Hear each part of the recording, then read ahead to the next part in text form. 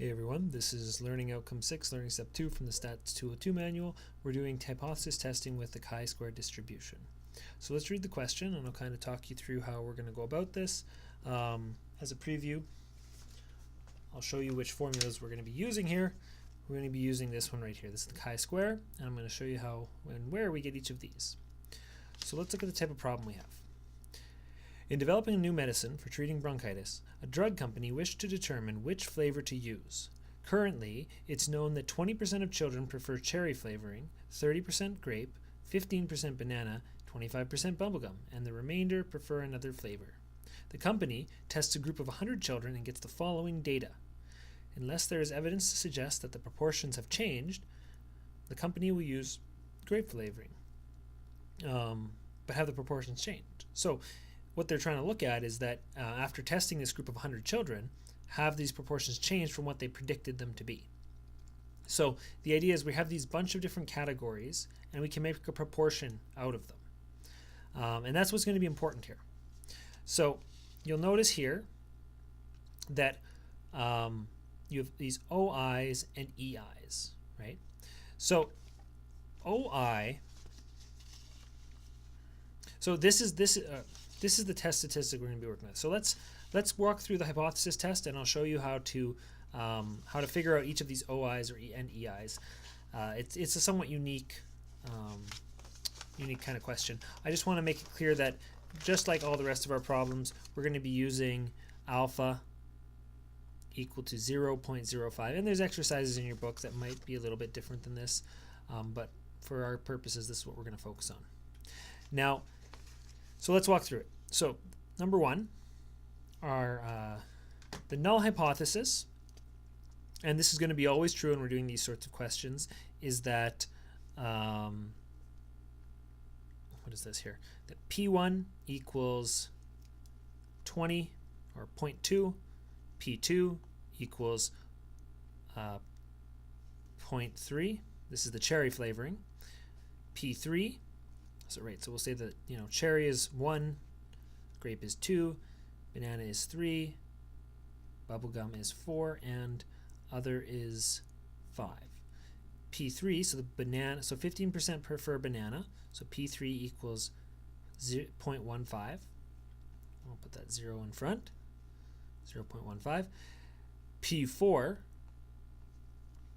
this is bubblegum, so this is 0.25. And then lastly, other, the people who prefer another flavor is the remainder of that. So what is that going to be? That's going to be 100 minus 0.2 minus 0.3 minus 0.15 minus, 0.1. Whoops. 1 minus 0.2 minus 0.3 minus 0.15 minus 0.25. So there's going to be the people who prefer other, there's P5 is equal to 0.1. 2, our null hypothesis is that at least one of these proportions differs from the hypothesized value.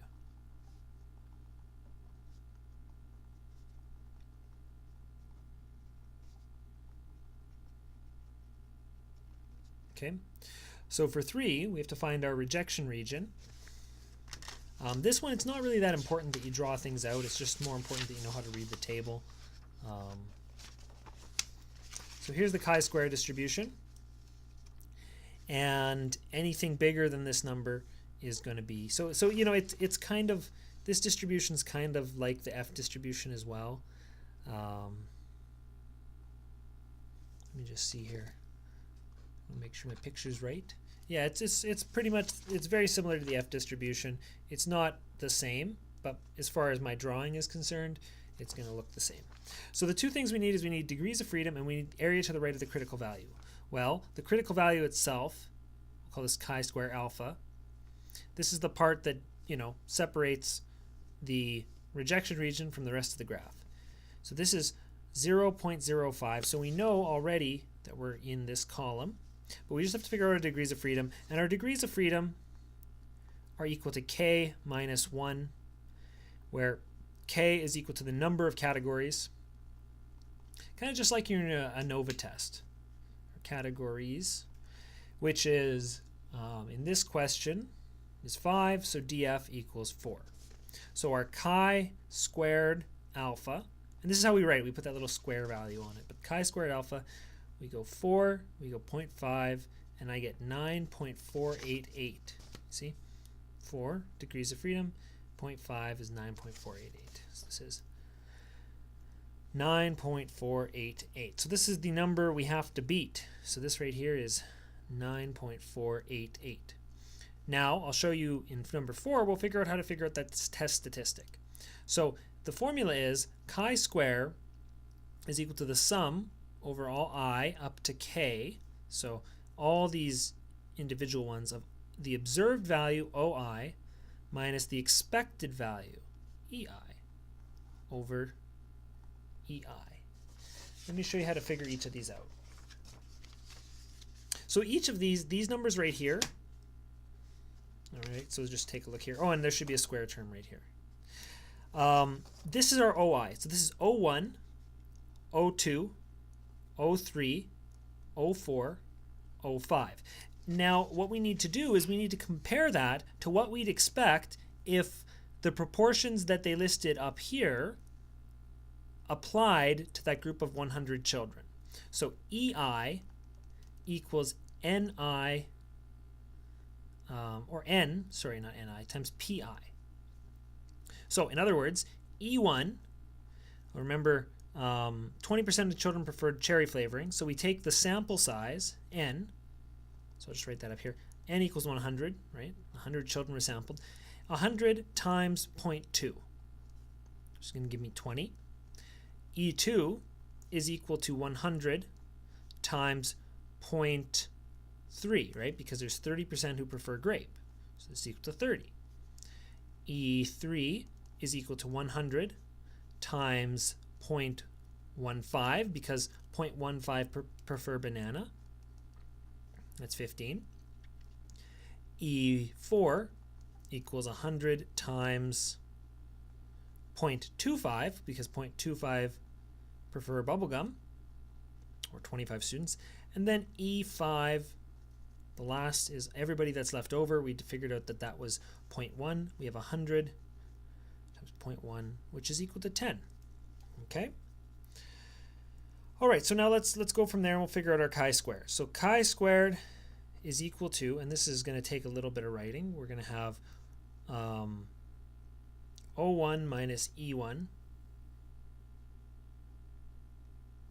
squared over E1 plus O2 minus E2 squared over E2 plus O3 minus E3 squared over E3 plus O4 minus E4 squared over E4 plus O5 minus E5 squared over E5.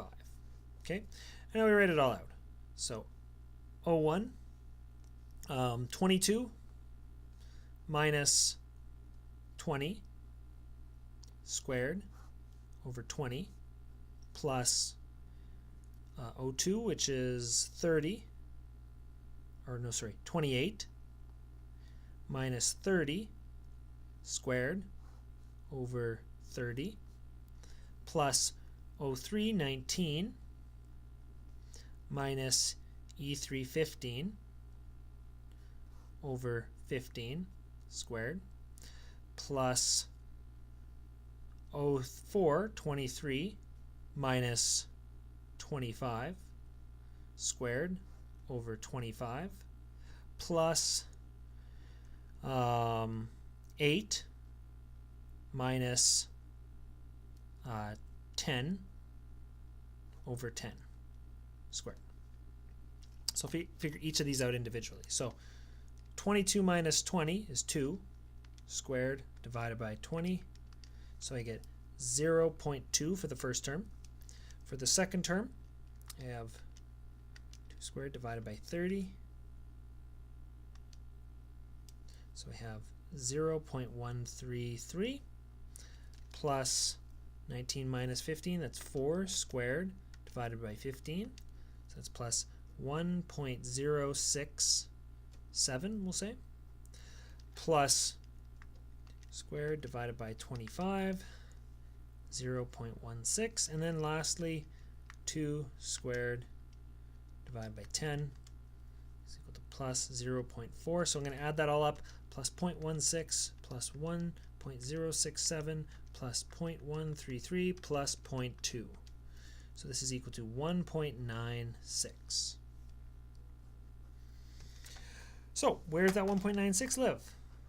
It actually lives down here, 1.96. So we fail to reject the null hypothesis, fail to reject the null hypothesis, and 6, so we fail to reject the null hypothesis. 6 is insufficient evidence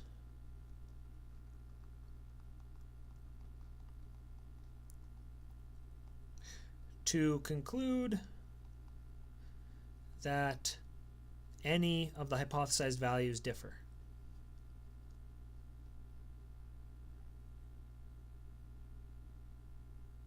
Or let's say any of the proportions have changed, because that's sort of more couched in the language that we have here, right? Unless there's any evidence to suggest that proportions have changed, the company will use grape flavoring.